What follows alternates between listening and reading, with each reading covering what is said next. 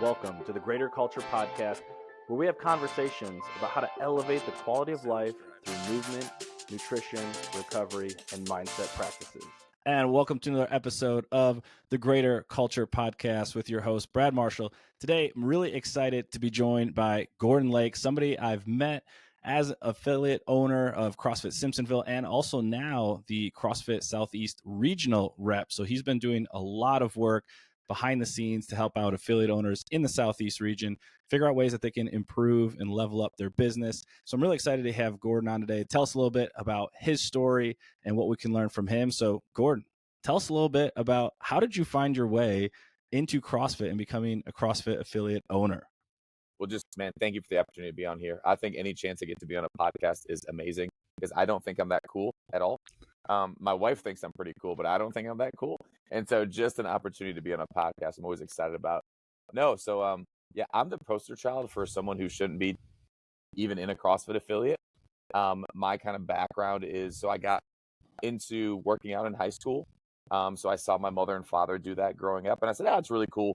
And carried that over into college, got really big into powerlifting, and then started doing bodybuilding and really kind of excelled in those. And I remember seeing CrossFit, hearing about CrossFit, and the ignorance of me at that time was like, that's stupid. Oh, this is stupid. Look at this.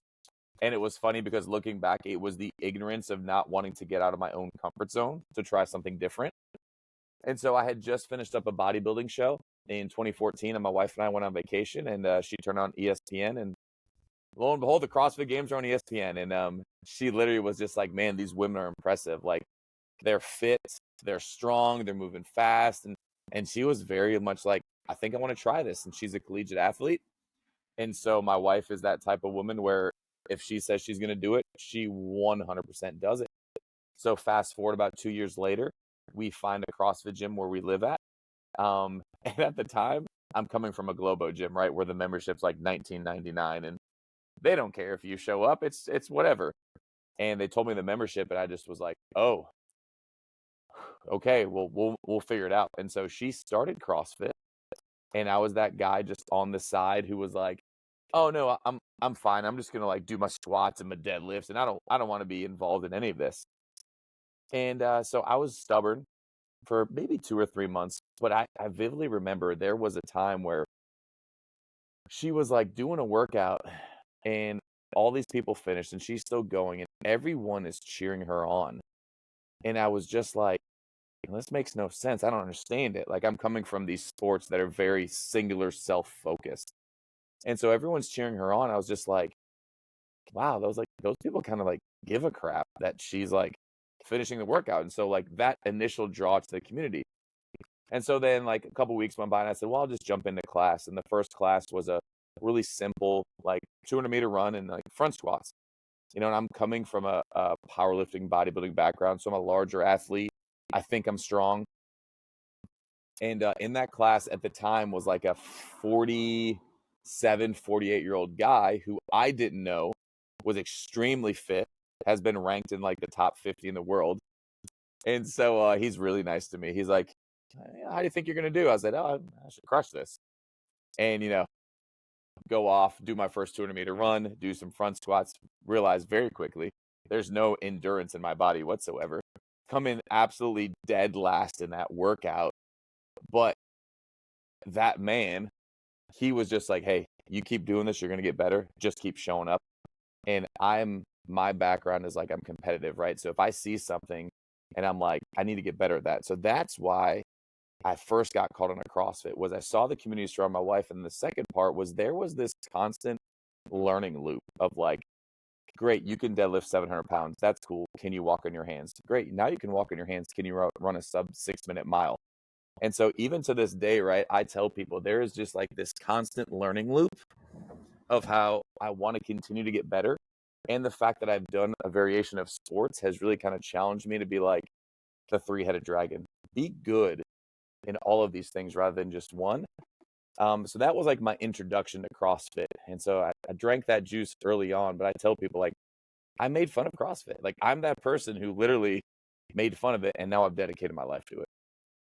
It's funny how that story resonates with so many people of whether they were a former athlete or not, and they go through that experience. And I think there's something about the class and getting in there. It feels like that team environment when you used to go into the weight room as a team and you worked out and there was some energy there, or you were pushing yourself and there was always something you were working towards, whether it was being able to perform better on the court or on the field, maybe hitting some PRs with your buddies. And then you start to experience some of that again in the class experience. And you're like, oh, this is kind of fun. I like this.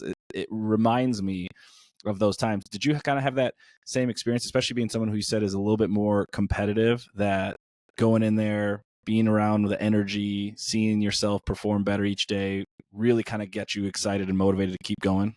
Well, and so at that time, I'm going to age myself, Brad.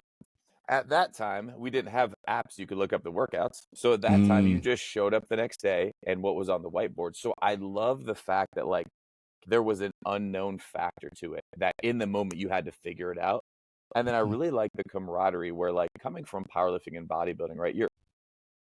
It was like I'm going against that person. Like I'm not going to go tell that person good luck. I'm trying to take you out. And so I loved at the end of like the workouts, like everyone's coming up to you, high five, and you say, "Hey, great job! Like, man, saw what you did. That was great."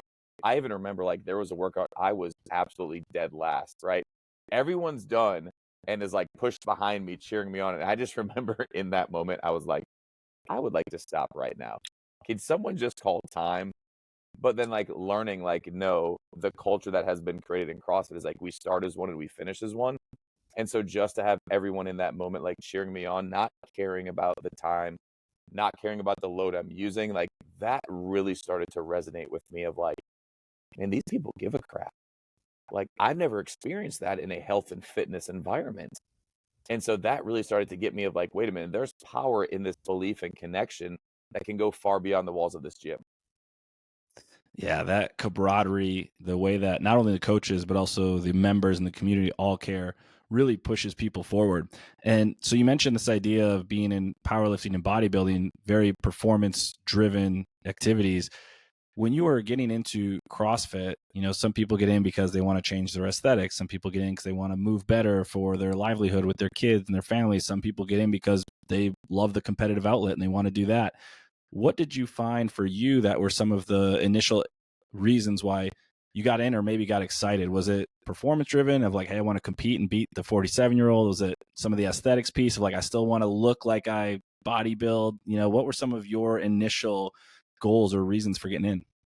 So I think Ben Bergeron said this like early on, like he talked like the three-headed dragon, like being able to be really good in all different facets. And at that time, I had become like a specialist, right? So I could deadlift and squat over 700 pounds, and that was great. And I could aesthetically from bodybuilding look good. But if you asked me to do a lot of functional things, like the ongoing joke was like if something happened, God forbid, like to my wife or family, and I had to run after somebody, that was not going to happen, right? Like jumping on a box was painful for me, like tying my shoes, like I was coming out of like powerlifting being 265 pounds and not healthy. And my wife was the biggest challenger to me. She's like, hey, I need you to be around a lifetime. And right now, the little things you struggle to do. And so that was very eye opening, And then I really got connected to the fact of like, how cool is it that I can do a facet of different things, right? Like I said, powerlifting and bodybuilding they're specialists. You're a specialist in this. But with CrossFit, there's such a broad variety of things that we could be good at, right? And so that really caught my eye to be like, I want to get as good as I can in a facet of these things rather than just being like, he's the strong athlete. Great. No, I want to get better at everything. And that's been a really big driver for me, especially as I've like matured in the sport of being like, I want to be an athlete who they're like, oh, he looks strong. He should do well. Oh, well, gymnastically, he can't do well. He can't run. And being like, no, I'm going to do those really well too. There's not much more fun than showing up and being a rig shaker and then being like, oh, wow, they can actually do gymnastics or they can actually move the cardio pieces pretty Yep. well. And you're like, yeah, that's the fun of CrossFit is when Yes. the view doesn't match always what the performance is. And then you surprise some people there. Very, very well said, Brad. Very well said. Yeah. So you got into CrossFit and now you're starting to learn some new skills, learn some new movements, probably changing up your lifestyle and what that looks like. And at some point in time, it sounds like got the itch to want to impact other people's lives through coaching and making that transition. I always think that's unique because so many people get into CrossFit and they love it and they use it as their form of movement and their way to improve their quality of life. And then some figure out, hey, I want to impact other people's lives through this. Talk us through, what was that process like, or how'd you find your way into coaching then once you got in and started drinking the Kool-Aid? So the gym we were at was like an OG, like they had been around at that time, like I think like 7 years, 8 years. And I'm talking like, man, like holes in the wall, like run down affiliate. But at the time, like that was the thing, you know, that like that was the thing, man. And so I was like, cool. And the owners were really cool. They had been in it for a while. And when my wife and I came in, we just were like, hey, have you guys ever thought about like maybe doing X, Y, and Z? And he kind of caught on like, hey, you kind of interested in this? I said, yeah. He goes, well, let me send you to your L1. And so send me to the L1. And I just remember coming back from the L1, you know, my background, especially with powerlifting, you know, very much tons of research on the conjugate method, right? Tons of research on Westside Barbell, 531 with Jim Wendler, like all of these things that I studied. And then come back from my L1, I'm like, I don't know anything. I am an idiot. I don't know anything. But just, you know, drinking from a water hose. And then the owners at that time came to my wife and I'm like, hey, like, we want you guys to coach and we want you guys to manage the gym. You guys are very passionate about this. Like, you very much have delved in the community. And so we spent the next year coaching and managing the gym. And literally, like, it's a big learning process of what that looks like. The coaching aspect, I got into right away. Like, I just thoroughly enjoy walking with people through life to help better them. I still laugh though, and Brad, I'm sure you're the same way. The way I coached back in 2017 to now in 2024, I would look back like, oh my God, I would never coach like that ever. Right. But at that time, you're just like, you're excited and it's new.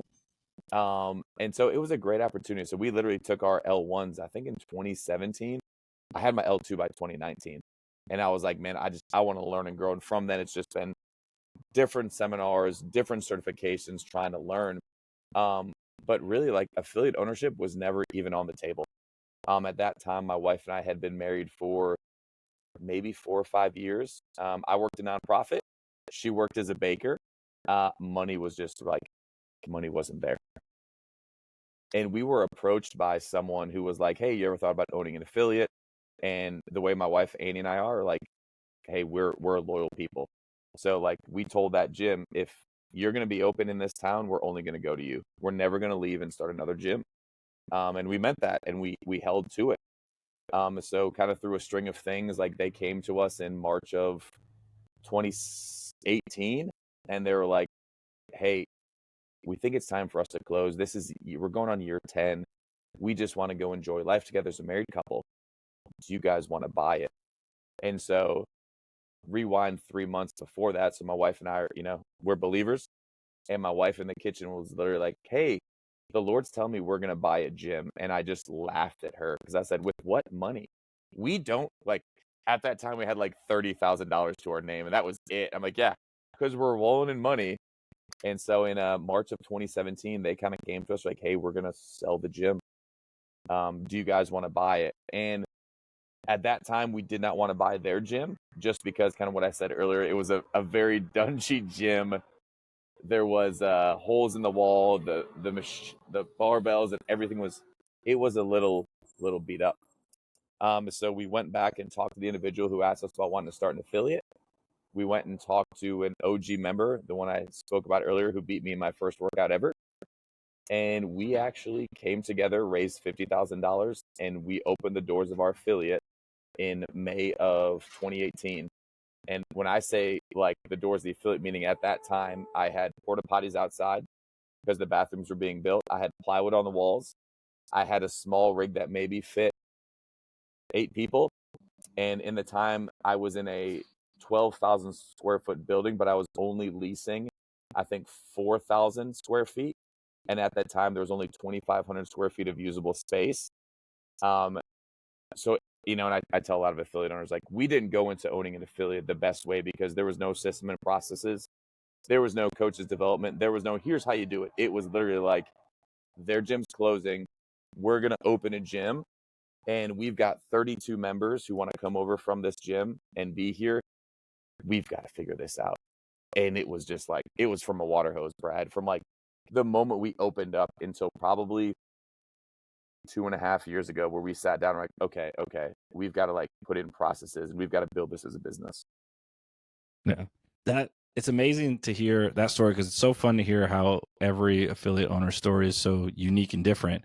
Of the passion can drive you and lead you to do some pretty cool things, and some things that maybe are a little bit risky in some sense of the words, but there's a trust and a faith there that you both shared. And that idea of just saying, hey, we're going to start this thing, and we have a sense of some folks are going to come help us out, but we're going to figure it out in the way or in the process as well. Did you have any sort of background at all? I mean, mentioning nonprofit and your wife being a baker, in entrepreneurship or running, managing businesses or anything of that regard? So my family's background is very blue collar. My dad worked for 3M his entire life. My mother worked nonprofit. So I grew up being taught that like, hey, you're going to go to college and you're going to graduate college and you're going to go work for someone. But my wife's father is an architect and he owns his own business. Her mother owned her own flower shop. Her grandparents started the first oil company in their town. So she has it like in her blood, but she never thought that was even an option, right? And Brad, I'll be honest, like at that time, we were surrounded by people who owned affiliates who were like, hey, you can't make a living doing this. You're going to be lucky to break even. And so before we even started the affiliate, I went and met with affiliate owners who, number one, closed their doors. And I wanted to learn what they did wrong. Like I purposely told them, hey, what did you do wrong? And then I met with affiliates who were successful. And I was like, hey, tell me what you learned. And so I took all of this information. I was like, okay, and started to apply it.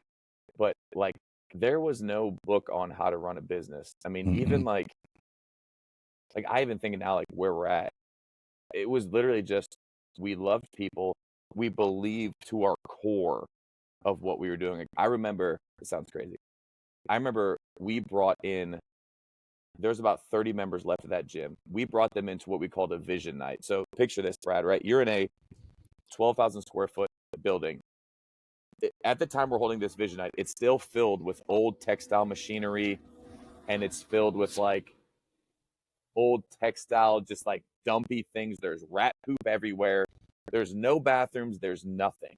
So we're literally sitting in this room and we're telling these 30 people, hey, we have a vision that this place is going to be where people in the Simpsonville community come and their lives are going to be changed through health and wellness. And we believe that our ministry is in and outside of these four walls. And we want you guys to be a part of this. And here are the partners we're going to do this. And here's how it's going to go. Right. And just at that time, just believing to our core, this is what we're called to do. And like, I think that day we signed 90% of those people up. And to this day, they're called our founders. And most of them are still with us. But like, if you would tell me, hey, this guy's going to sell you on this gym in a textile warehouse with nothing built, with rat poop everywhere, like it made no sense. But as like we stepped away, those people saw the passion we had. That's what it was. Like they saw the passion and they believed in that community of people who came together from that other gym and they wanted to stay together. Yeah, I love that. It's almost like sales 101. If you're passionate about what you're delivering, you believe in the product and the mission and everything, it makes it a little bit easier to try and convey that message and what you have and the value and what you're trying to create. And others get behind it, they get on board, they get excited about it, and then it's just continually trying to figure out ways to share that idea with not only the folks in the walls, but folks outside the walls. And then it sounds like, over the years here, that has certainly worked. So what were some of the things that you learned, in those formative early years? Because you hear the statistics about how many small businesses close within the first couple of years. And like you mentioned, affiliate ownership for CrossFit gyms, there's a wide range there. Some folks have been open 10, 15 years and others try it out for a little bit and it may not work for them. So what were some of the things that you learned diving into this thing with care, with passion, with a belief in what you're doing, that then translated to, okay, we can start to get more people in the door to start impacting more lives? So first off, like just to get the doors open, we hired a bunch of friends, right? Hey, yeah, come on, work for us. It'll be great. And like within 2 years, we learned, oh no, we don't have any systems or processes. And like hiring your friends can be great, but it also can be tough when you have to have tough conversations. So we learned early on, like, okay, hey, we need to have listed out coaching expectations, coaching duties, responsibilities, systems, and processes. So like pre-COVID, we probably sat, we opened in May of 2018. COVID hit down here. Oh gosh, right when did COVID really hit? Like February to May of 2020-ish. 2020, yeah. Yeah. So we were sitting around like 100 members and kind of just like, Wow. just pretty stagnant at that time. Post COVID, I don't know what happened down here, but like we almost doubled our membership in the next year. Like I remember sitting around in 2021, 2022, like 185 people. And at that time, we didn't have enough systems and processes in place to handle that. So we had to learn. And what really, honestly, what really helped was during our L1 and L2, we had a coach, Lindsay, who actually works for Best Hour. And I remember calling her post COVID and just saying, hey, our gym has grown. Like, we've got to increase the cap, but my coaches can't coach more people. Like, I don't know what to do. And she's literally just like walked me through, hey, you're going to start doing coaches developments and you're going to start teaching your people how to handle bigger classes and you're going to do X, Y, and Z. And so like looking back at it, I'm a firm believer that affiliate owners helping affiliate owners is how we continue to get better and grow. So like my wife is phenomenal at instituting systems and processes. So we started with everything. Hey, this is how we book a tour. Here's what we're going to say. Here's going to be the follow-up. We're going to have foundations that's going to run. We're going to hire a specific coach for foundations. Here's the exact expectations we want from you for class. Like even our members, like having expectations for members. And so, and this is a differing opinion. When we started to run it like a business, that's when it took off. And that's a varying opinion in this space. And I tell people this, right? We believe that we were called to start this thing. We have a sense of ownership and obedience on our part to steward it very, very well. If my goal is I want my affiliate open for 15 years, meaning that not only am I going to coach the mother and father, I'm going to coach their kids too, right? How cool would that be? If I am not stewarding my finances well, I'm not going to be open. Now, that doesn't mean that I'm like, I'm going to charge everything. No, what that simply means is that I'm going to understand my value and worth, and I'm going to invest in people that see that, and I'm going to do everything I can to give people an opportunity to be a part of what we do. And so post-COVID, like 2022, like that really changed. And we really doubled down on providing value and investing back into our affiliate, and whether it's equipment and seminars and bringing on coaches and paying for all their paying for all their certifications and having all of our coaches be L2s or L3s and doubling down on that. And then we grew again. And so now we're sitting around like 215 people. And now this space that we're in is like, hey, it's not big enough. So, you know, you had talked about earlier about needing space. And so now we're looking at the next iteration of our business of going to buy a building and creating it and renovating it to where it is the one-stop shop for fitness in where we live. You know, and just trying to think of, okay, what does that look like now? Where beforehand, 200 members scared me. Well, now I may need to look at 300 or 400 and look at what you're offering. And so part of it is just having the sense of like, at the core of who my wife and I are, we love community, we love people, but also we've had to grow the business side of ourselves to be like, hey, this is also a business, right? I can't let Peter and Sally not pay me for 3 months because they don't have the money or they're going through a tough time. What we can do is, hey, we can scholarship you in because we have that offering now, or we can sit down and have a conversation and bring our financial advisor over who helps the gym out to have a conversation. So the business side, and everyone has varying opinions on that. I just tell them, I feel very strongly that if this thing is going to go on for generations and years, we have to steward that very well. Yeah, it's that idea that, you know, you can't pour from an empty cup. And we've seen it too many times. I'm sure you've interacted with it too, where if you give and give and give of your time and your energy and they're coaching every class and there's not anything filling your cup back up, sooner or later, you're going to burn out, or Yep. what you're offering and what you're providing for the gym isn't going to be enough to keep people excited and wanting to come back. So finding the right balance of, hey, I got to make sure I'm still taking care of myself so that when I show up, it's the best possible thing and the equipment is getting maintenance and the coaches are getting paid and all those good things are happening. So I think that perspective of how do we treat this like a business and still have care and empathy be at the foundation of who we are. And you mentioned that this idea of care and really trying to steward it as best as you can are driving factors for you. As you were starting up the business, did you have certain values or a mission, or like when you think about what others would use or say to describe CrossFit Simpsonville, what are some of the things that you typically hear or see, or what you think about when it comes to how people would describe your gym? So someone asked me before I owned an affiliate, they said, if you could own an affiliate, what would it look like? What would it be? Mhm. And I still have those notes to this day in my phone that literally was like, here's our mission statement, here's our values. And the mission statement I wrote down back in, 2017 was, we exist to empower individuals to become the best version of themselves. And I wanted to be very specific that I just kept it as the best version of themselves, that it wasn't just tied to health and fitness. And so when we talk to people, we tell them, hey, when you become a part of our affiliate, we're going to help you become the best version of yourself as a husband, as a father, as a spouse, as a coworker, as a brother. All of these facets, our goal is to make you better, and not just health and fitness. Because like our belief is, all right, so let's say Brad comes to our gym. Let's say Brad's been there for 7 months. Let's say Brad is now doing toes to bar and Brad's crushing a barbell. Well, let's say Brad hasn't become a better human. Then like we have failed you in that. And right, so really just trying to get people to understand, like, we want to help better you in every aspect of life. And you and I both know this, Brad, that like doing hard things and suffering and choosing to do that is going to make you better. But that's been one of our biggest things of like, hey, become a part of our gym, and every aspect of your life we're going to help try to improve. Is one of the things that I know I've certainly found challenging as well, is you have the idea and you have a vision, and then figuring out what does that actually look like to bring it to life, and then get people to get excited about it, but then also essentially follow through with it. Because you can have the greatest ideas in the world, but then if the folks who are showing up and the way that the gym operates doesn't reflect the mission or the values, figuring out how do we navigate that.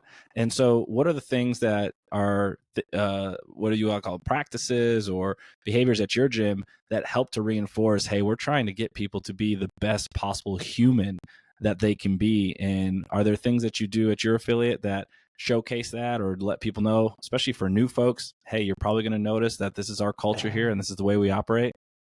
So, I think any affiliate that we talk to, them like, oh, our community is great. And it is, right? I challenge anyone hands Mhm. down, go to an affiliate and your life will change. Get outside your Globo gym, get outside Yep. whatever you're doing, it's going to change. But we tell Yep. people when they walk in, we said, hey, like, I just want you to be aware that we're a tight knit community. And like, oh, yeah, I understand. I'm like, well, this is what I mean when I say that. Meaning, let's say you go to the 6:30 a.m. class and you don't show up for the 6:30 a.m. class for a week.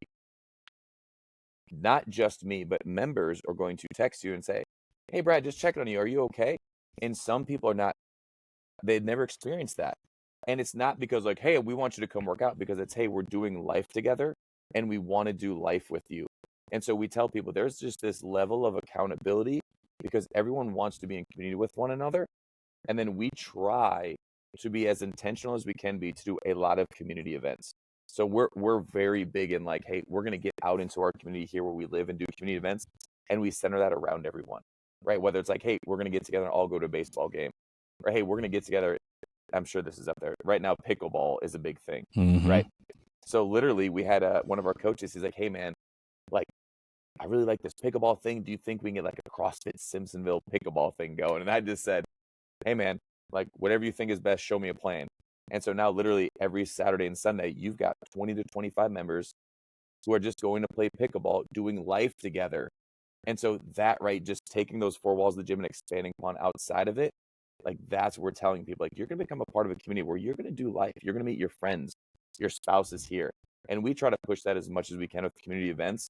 And my wife does a great job of like, right now we have events planned from now until the end of October, and our community knows it. It's like we're planning ahead for everything. Like, hey, we're going to have you here this day. This whole week is going to be this. Mm-hmm.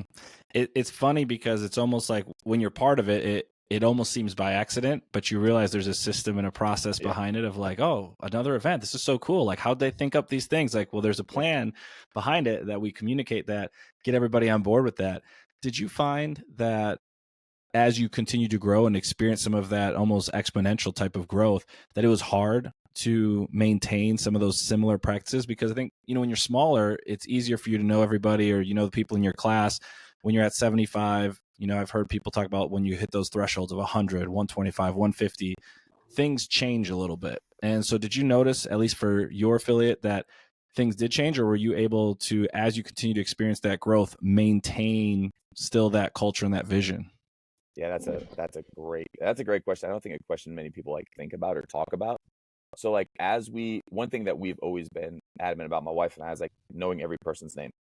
So still to this day, 215 members, we know every person's name who walks to that door, because there's something to be said when you're greeted the second you walk to the door.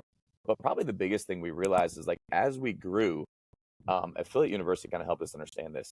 Like as we grew, your churn rate is going to be a little bit different than you think, right? So when we were at 100 people, right, and I lost 4 or 5, I'm freaking out. Like, oh my God, what's happening? So when we started to break the 200 threshold, I remember calling Jason Fernandez and be like, hey man, like, dude, are we doing something wrong? And he's like, nope. So now you're at a higher tier. So you need to expect 5 to 10% of your people on a monthly basis. Now we've been blessed. Our churn stays around 4%, but when you still have 4% of 200, you're still gonna feel that. And so and I'm sure you feel this, there was a long time where my emotions were tied to people who left. And I would Yep. I would take it personal, and still to this day I battle that. But what I started to do was I was like, how can I be really intentional? So, we use push press, and so I know everyone who's leaving. And so then I just started to send a text message out to everyone. I'm just like, hey Brad, so I know this is your last month. Hey man, thank you so much for your time here and investing in our community. Like we were better because of you. And whatever, your health and fitness journey is, just know you're going to have a way back. And the response for that has been so great. The majority of people are like, hey, I absolutely love my time. It just didn't work out because work, whatever. But I want them to leave knowing that like, hey, we're thankful the fact that you chose us, and this door is always going to be open. And so for me, that helped me take that mindset of like, I have to hold on and they have to stay here, versus like, my belief system is that everyone's going to come to us for a season. I may have some people for 6, 7 years. I may have them for 6 months. How much can I impact them in that time where they can leave here and be like, hey, you know what? I spent time at this affiliate for 2 years and I left learning this about myself. I'm better because of it. And so I've had to wrestle with some of my own ego and inner demons to be like, hey, this is okay. Right. And if something is going wrong, so it was last year, May of last year, we went through this really weird period where like, I think like we lost like 15 people in a month. And then the next month we lost like 12 people. And so my wife and I were just like, are we doing something wrong? And so we leaned into our OG members. We had meetings with like 7 or 8 of them and said, hey, help us understand, are we missing? And they're literally like, no, this is what we think's happening. You're just getting a bunch of new people coming in. 3 to 4 months later, they're falling off because they're not committed. And so then we took a step back, looked at our onboarding process. Hey, those first 100 days, how can I better this journey? And kind of implemented some things of just constant contact, getting them attached to a mentor, an ambassador, getting them in the community early. Yeah, that's always something new to learn. And I love that perspective, though, of rather than getting defensive or taking things personally, it's like, how can I learn from this? How can I go ask people, whether it's mentorship, whether it's members? And then you start to realize like, hey, we still can keep everything as is with the core and the foundation, but now we just have to maybe create some new systems and processes for these new situations that we're encountering. And as long as people had a positive experience, then there's a likelihood maybe they come back, or at least they tell a friend, and it's going to be helpful for you and the brand and everything moving forward. And along this way, then you decided to take on more of a responsibility and become a regional affiliate rep. And so have had the opportunity to interact with you a couple times at different events, affiliate summits, etc. Funny enough, I don't actually think I've never said this to you, but I think the first time I actually interacted with you or came across you was you had a team, I think, of 4 women competing at a local competition, like up here in Raleigh or something like that. And I was there Oh my too. gosh, I remember that. Yeah, I And competed so too I with my remember buddy. seeing that. I was like, oh man, that CrossFit Simpsonville, they got some fit people down there. Like that's a long trip for them to come up here to Raleigh, because a good friend of mine was running the competition. And I remember seeing you. I was like, wow, they have a coach who came up from Simpsonville and is watching them here at this local comp. Like that is so cool.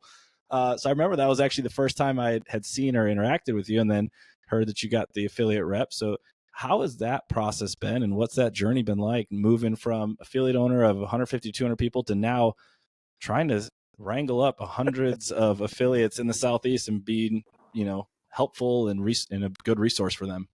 Dude, what a small world. That was War of the Wads. I remember Yeah. that. Me and a buddy competed in that, and then I had 4 other athletes who competed in that.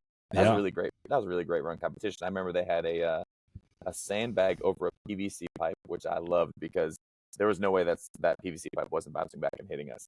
Yeah. Man, so I tell people, right? So early on in my like CrossFit life, like I was like, oh, I want to work for HQ. I want to work for HQ. And then then I got to a point to be like, wait a minute, why don't I just invest in my people and the people around me? And so I got heavily involved in South Carolina of just like making relationships with all the affiliates around me. We would put on events together. I started to put on events throughout the whole state, and I just wanted to connect with South Carolina.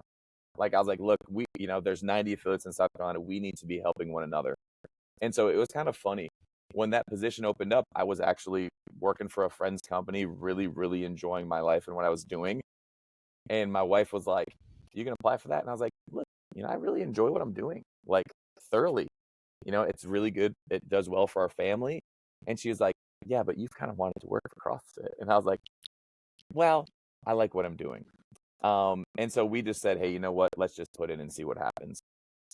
And yeah, it was a very surreal, and I had fangirl moments, right? I remember being on an interview and Chase Ingram got on there, and I just like fangirled, like, oh my God, it's Chase. But then like you realize Chase is a human like the rest of us.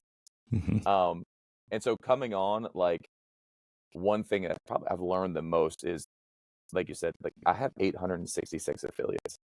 That is mind-boggling, and that weighs heavy on me. And like this interaction you and I are having, right? And we've had several interactions before. There may be some affiliate owners that I never get to interact either in person or through this, right? And so trying to get these affiliate owners to know that like not just me, but every affiliate rep gives a shit. And when I say gives a shit, I mean like we are on meetings talking about how we can better serve our affiliates, what we can do, what we can get our leadership to do. And like this job has been a job that like will stretch you because you deal with people from all walks of life, right? The way I run my affiliate may not be the way that someone else runs their affiliate. But what at the end of the day, like we always talk about as a team is like, if I can make that person 1% better, right? I may not be able to fix the problem they're having, but if I can have 1% direction to help better them, like that's what matters. Because like when I started my affiliate back in 2018, you couldn't call HQ at that time and say, hey, I need help. None of that was even there. It was literally me going to my friends who owned affiliates saying, hey, how do you do X, Y, and Z? And so now I tell these affiliates like, hey, you actually have someone whose main job is to serve and support you. And getting them to understand that like we're here for their benefit, man, that's the biggest thing. Like I told an affiliate today, they were texting me about referral sources. Hey, what do you do for referral sources? I was just like, hey, I'll just email you over the documents I use. That's how we should be. We should be sharing that information, resources with everyone so everyone can be better.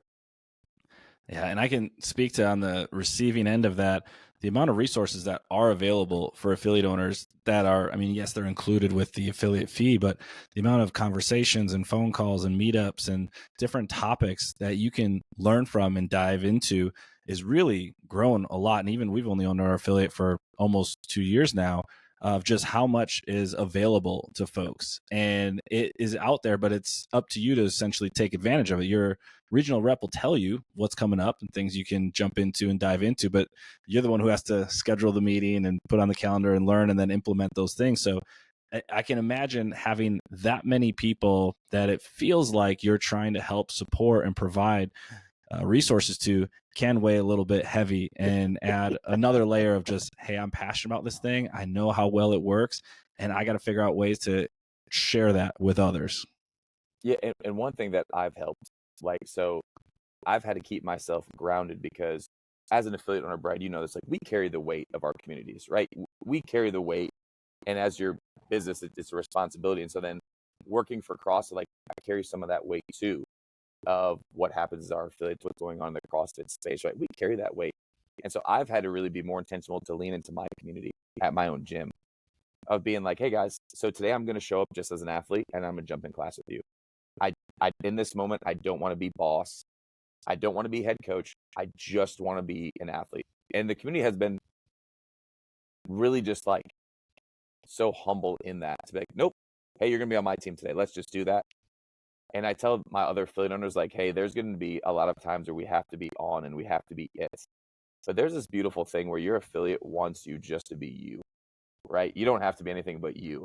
And so I'm trying to lean more into that, which is giving me more my cup is filling up more. So when I go and pour into working for CrossFit, I'm not drained, right? I can pour into these other affiliate owners.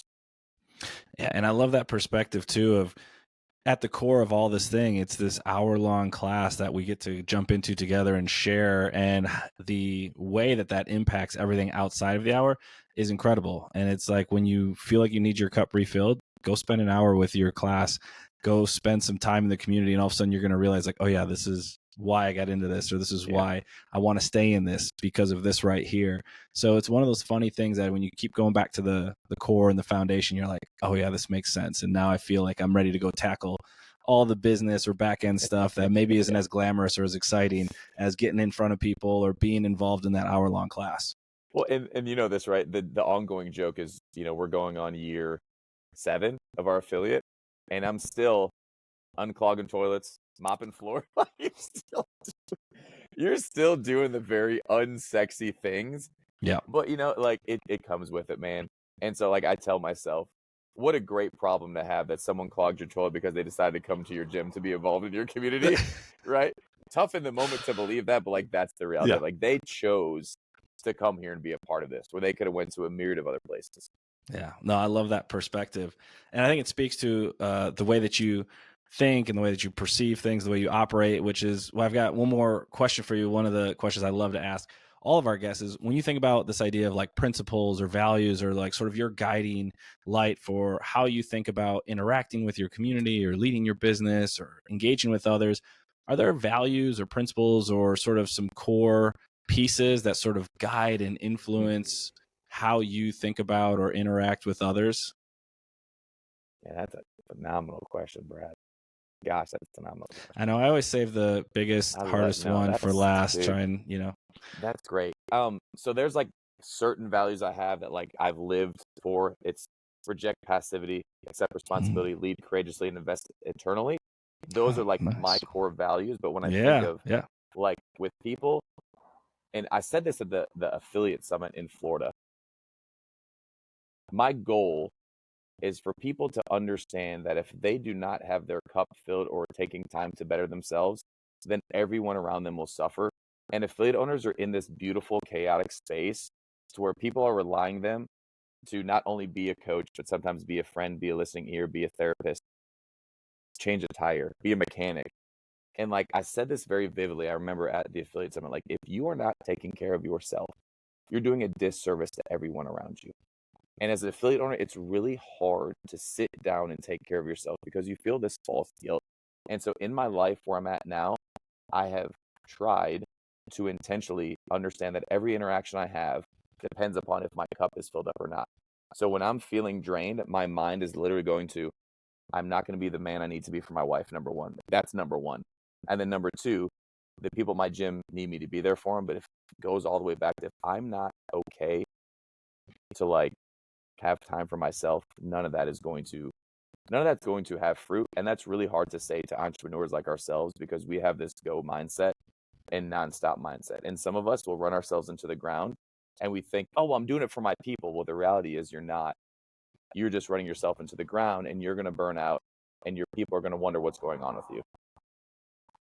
Yeah, I love that. That's so well said. Of the more we can take care of ourselves, we think of fitness on this continuum of sickness, wellness, fitness. And the more we can continue to pour into ourselves to improve our own fitness, it makes sense that we can give a lot to others to help them improve their fitness as well. And so with that, Gordon, thanks so much for spending some time with me on the podcast. It's great and fun to hear your journey of how you found CrossFit, became an affiliate owner, and have now become a regional affiliate rep.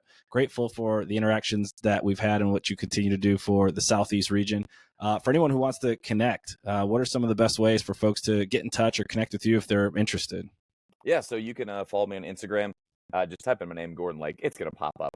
And then I also control the CrossFit Southeast Affiliate Instagram page.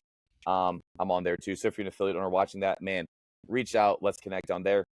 You can always email me, gordon.lake@crossfit.com. Or you could like hit me up on MySpace.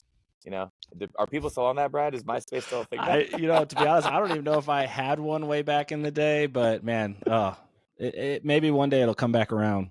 I'm sure everything does, right? I'm sure it will. But no, thank you for the time, Brad. Like, I was telling my wife, I always look forward to podcasts because you actually have a really great interaction with someone. You get to share stories that you may not always get to with other people. So thanks for taking the time.